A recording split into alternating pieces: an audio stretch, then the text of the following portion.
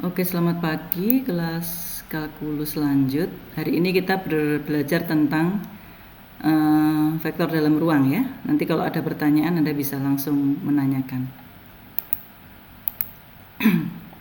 Bertemu lagi dengan Bu Pungki. Ini akan saya rekam ya. Nanti kita coba untuk upload kalau hasilnya bagus. Jadi pertama-tama kita belajar tentang koordinat kartesius dalam ruang 3 dimensi. Nah, pertama-tama saya mau menjelaskan tentang ini deh, aturan tangan kanan ya, dan aturan tangan kiri. Saya minta coba Anda semua mengangkat jempol, mengangkat tangan kanan Anda, seperti yang terlihat di gambar ya, seperti itu ya. Jadi Anda tahu bahwa posisinya seperti itu, lalu Anda tengarai mana sumbu X, mana sumbu Y, dan mana sumbu Z-nya ya. Jadi dia berputar dari X ke Y sehingga Z-nya akan menuju ke atas. Tangannya kan seperti itu ya dia. Dari X ke Y lalu Z-nya menuju ke atas. Sementara kalau aturan tangan kiri, sekarang coba Anda angkat tangan kiri Anda ya. Itu X-nya dari sebelah sini ya kan. Lalu Y-nya sini lalu dia akan naik ke atas. Nah, pada umumnya kita akan menggunakan aturan tangan kanan, ya, menggunakan aturan tangan kanan. Jarang sekali kita menggunakan aturan tangan kiri. Ya.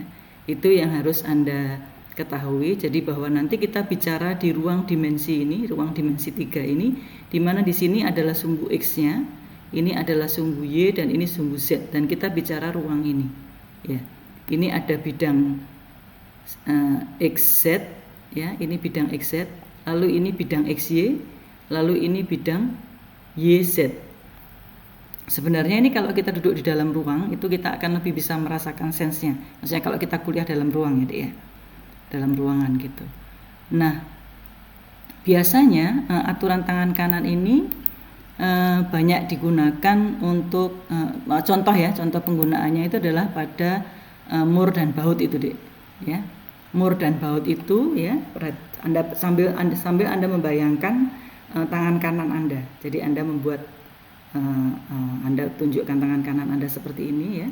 Baut itu kalau diputar ke arah kanan itu dia lepas ya kan, Dek, naik ke atas malahan. Kalau mau mengencangkan ya, berarti Anda balik tangan Anda, jempolnya ke bawah ya kan. Anda harus putar searah jarum jam supaya bautnya masuk ke dalam murnya, makin masuk ke dalam murnya, ya enggak, Dek? Jadi ini kalau Anda putar ke arah sana, itu dia makin mengencang, ya kan? Sementara kalau Anda putar ke sana, itu makin mengendor. Bautnya makin mengendor, dia makin menuju ke atas, ya kan? Bautnya makin menuju ke atas, betul tidak, Dek?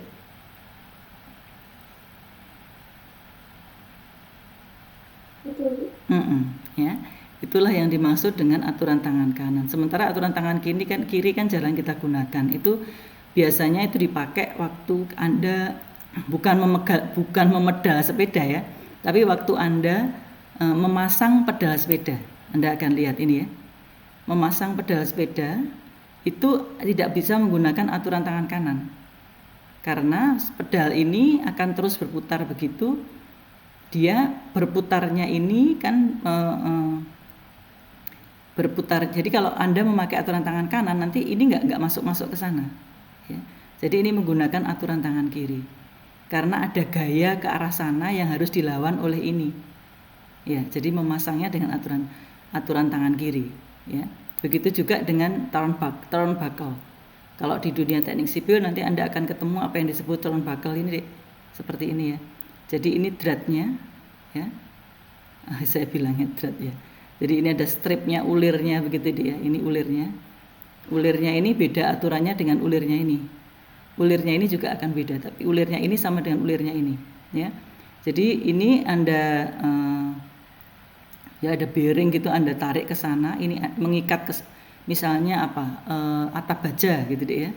Atap baja itu Anda ikat satu dengan yang lain ya kan. Kerangka bajanya itu Anda ikat begitu. Ini dicantolkan ke sebelah sana, dicantolkan ke sebelah sana ya.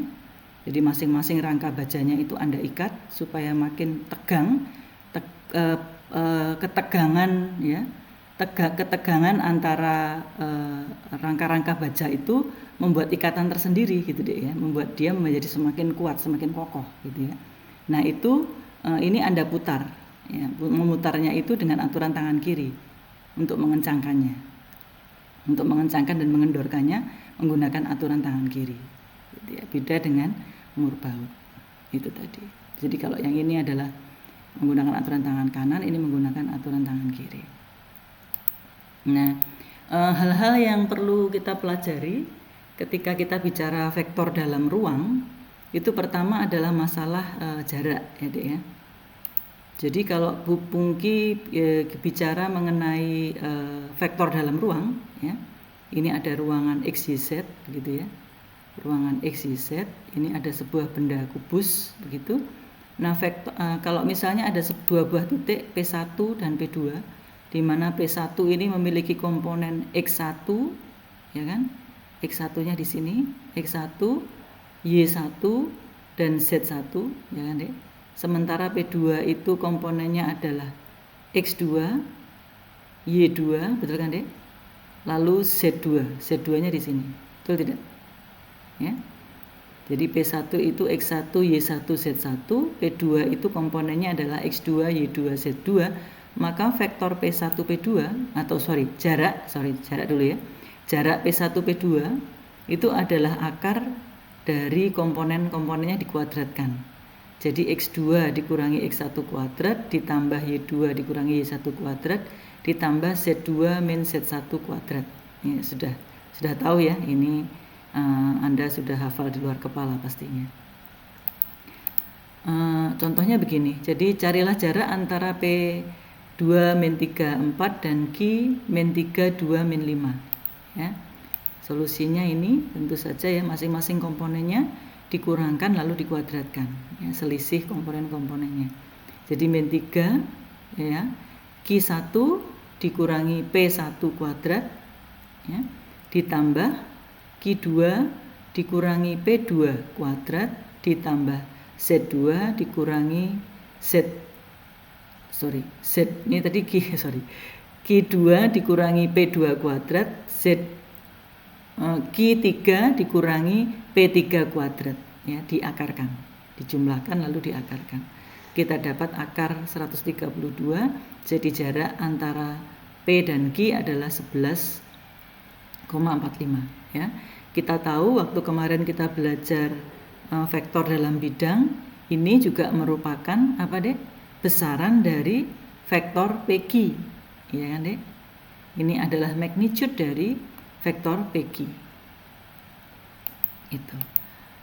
Kemudian hal lain lagi yang perlu kita tahu sebelum kita masuk lebih lanjut ke vektor dalam ruang adalah persamaan baku sebuah bola. Jadi kalau XYZ pada bola dengan radius R itu pusatnya ada di HKL ya, maka rumusan persamaan baku bola itu adalah ini, X min H kuadrat ditambah Y min K kuadrat ditambah Z min L kuadrat sama dengan R kuadrat ya. Atau ini bisa kita tulis seperti ini. Jadi ini kalau diuraikan, dilepaskan satu persatu ya, maka kita akan mendapatkan X kuadrat ya plus 2 apa ya something ya yang mengandung X, kemudian H kuadrat ya ditambah Y kuadrat min 2KY ya kan plus K kuadrat dan seterusnya. Kalau kita jumlahkan X, komponen X-nya kita punya GX ya, kita ubah yang mengandung X-nya dengan sebuah dengan G begitu ya. Kita tambah GX lalu Y-nya adalah HY, Z-nya adalah IZ, lalu semua yang konstantanya ya, H kuadrat tambah K kuadrat tambah L kuadrat ditambah R kuadrat adalah J-nya. Jadi bentuk ini itu kita bisa tulis juga dalam bentuk seperti ini. Di persamaan baku sebuah bola bisa berbentuk seperti ini, bisa berbentuk seperti ini ya. Contohnya adalah begini, carilah pusat dan radius bola yang punya persamaan begini ya. Jadi kan kita tahu bahwa ya, jadi ini bisa kita uraikan, yang mengandung unsur X kita jadikan 1. Ya, yang mengandung unsur Y kita jadikan 1, yang mengandung unsur Z kita jadikan 1, lalu yang konstantanya kita pindah ke sebelah sini ya. Ini kita tambahkan dengan sesuatu ya, supaya sebelah sini itu nantinya membentuk unsur X min something kuadrat seperti tadi bentuk umumnya ya. Yang ini juga kita ubah, kita tambahkan dengan sesuatu sehingga ini menjadi berbentuk Y min something kuadrat ya, bisa kita ubah menjadi bentuk Z min something kuadrat ya. Nah, kalau kita punya persamaan seperti ini ya, supaya bisa menjadi X min something kuadrat, kita tambah dengan 25 ya kan. Kita tambah dengan 25 sehingga nanti ini secara intuitif Anda pasti tahu bahwa ini bisa kita tuliskan menjadi apa dek? X min something kuadrat somethingnya berapa? 5. Yang ini?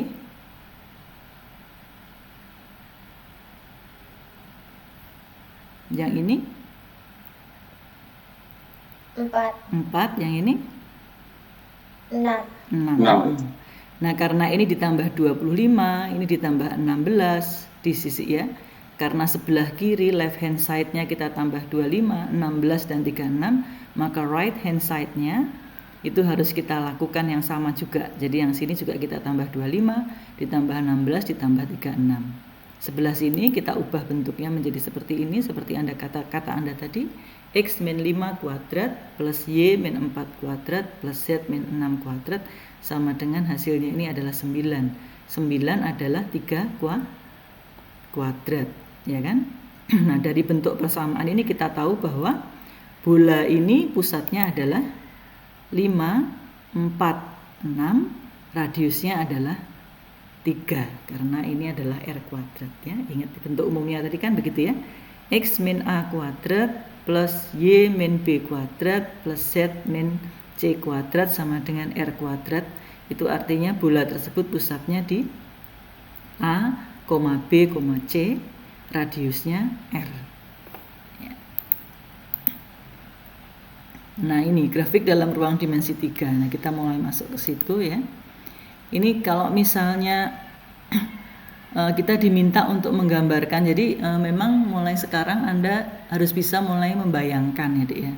Sebagai seorang calon civil engineer ya, Anda sudah harus bisa mulai membayangkan sesuatu dari keterangan gitu ya, dari gambar ya. Anda sudah harus bisa merepresentasikan dalam benak Anda, oh bentuknya akan seperti ini gitu. Nah, ada beberapa hal yang bisa dilakukan untuk mempermudah itu, yaitu dengan menggambarkannya gitu. Jadi ketika kita dihadapkan pada persoalan grafik seperti ini ya. Nah, supaya gampang kan kita gambarkan dulu ya kan. Bagaimana cara menggambarnya? Gampang. Kita ambil saja perpotongannya terhadap sumbu X, perpotongannya terhadap sumbu Y, dan perpotongannya terhadap sumbu Z. Artinya apa? Kalau dia memotong sumbu X, berarti Y sama Z-nya sama dengan 0 ya kan Dek? Ya. Jadi kalau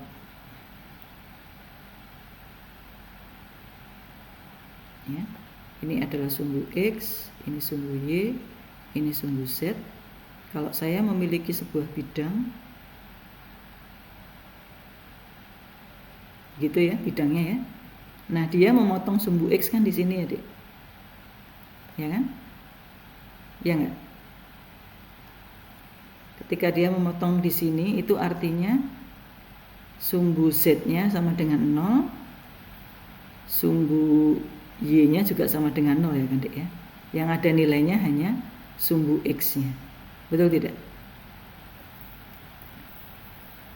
Betul tidak? Halo? Dek? Iya Bu, ya. Jadi ketika dia memotong sumbu X, artinya Y sama Z-nya sama dengan 0. Ini tulisan saya memang jelek ya. Z-nya sama dengan 0 ya. Nah, ketika Y sama Z-nya sama dengan 0, oke.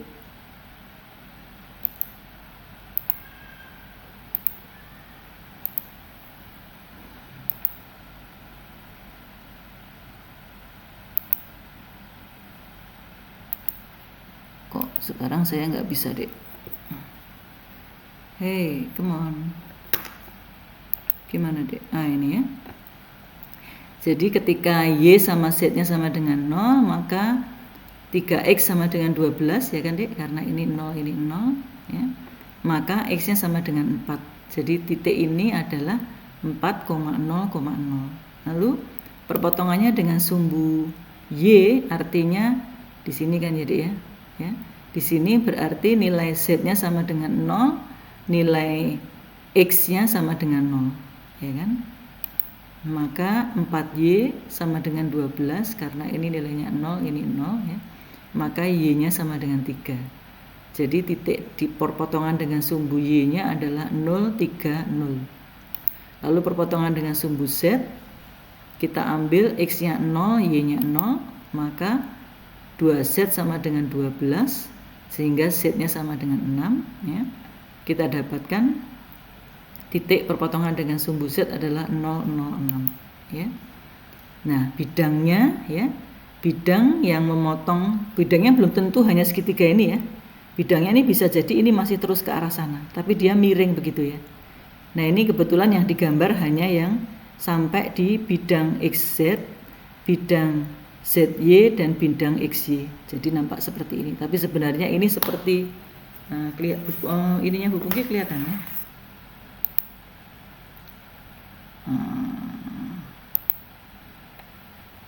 Bu Pungki kelihatan, ini Bu Pungki pegang. Sebentar. Bu Pungki tutup saja videonya. Backgroundnya, supaya kalian bisa lihat. Jadi ini Bu Pungki punya bidang. Nah, bisa jadi bidangnya itu begini, ya. Ini sumbu, ini misalnya ini sumbu X, sumbu Y-nya di sini, ya. Terus bidangnya itu di sini. Nah, yang digambar kebetulan hanya segitiga. Tapi sebenarnya ini masih terus ke sana, ya. Ini masih terus ke sana. Gitu. Yang digambar hanya segitiga karena kita cuma dapatkan 3 titik ini. Ya. Mengerti, Dek? Jadi bisa jadi sebenarnya ininya tuh masih ke arah sana, ya, masih tak terhingga ke sana. Itu karena tidak ada batasan X-nya sampai seberapa, Y-nya sampai seberapa, ya. Angka tidak ada dalam keterangan soal ini batasan X, Y, Z-nya. Tapi kalau Anda menggambarkan ini saja ya sudah cukup, gitu. Jadi Anda bisa membayangkan bahwa misalnya ini sebuah ruang, ya.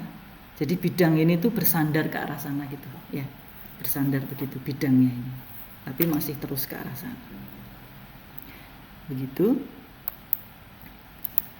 Nah, ini sekarang kita masuk ke vektor.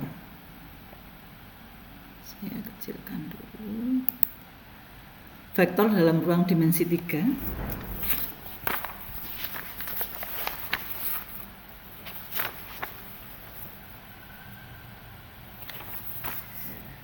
Ya. Jadi begini, sama dengan yang dalam vektor dalam bidang, vektor bidang kemarin. Vektor dalam ruang dimensi 3 itu juga memiliki unsur-unsur, ya. Jadi misalnya U ini adalah sebuah vektor, dia dilambangkan dengan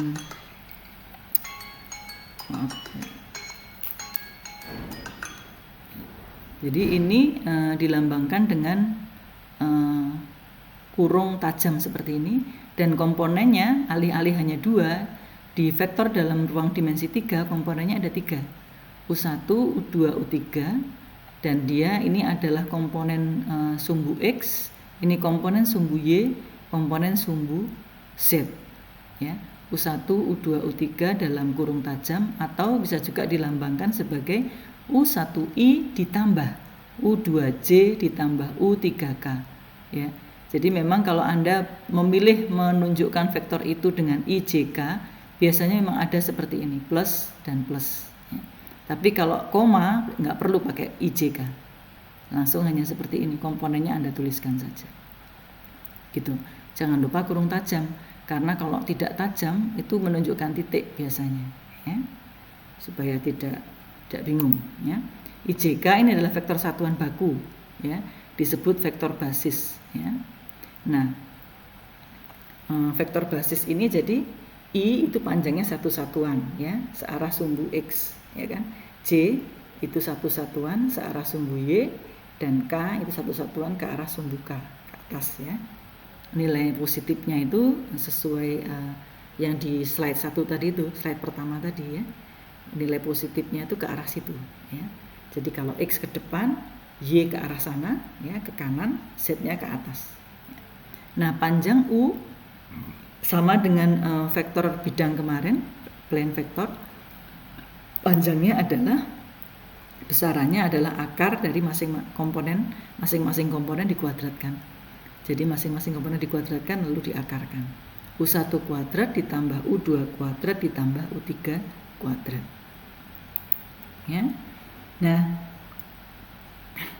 bila U itu adalah terdiri dari, ya, bila vektor U1, U2, U3 dan V1, V2, V3, maka sama seperti kemarin U dot V artinya U dikalikan dengan V, ya.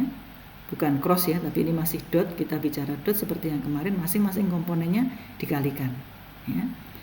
Ada juga pengertian lain yang kemarin juga ditanyakan oleh kawan Anda bahwa U dot V artinya juga bahwa magnitude U dikalikan magnitude V dikalikan dengan cos sudut di antara kedua vektor tersebut, ya, vektor U dan vektor V, ya. Yang kemarin itu vektor bidang, yang sekarang ini vektor di dalam ruang, gitu. Sebentar.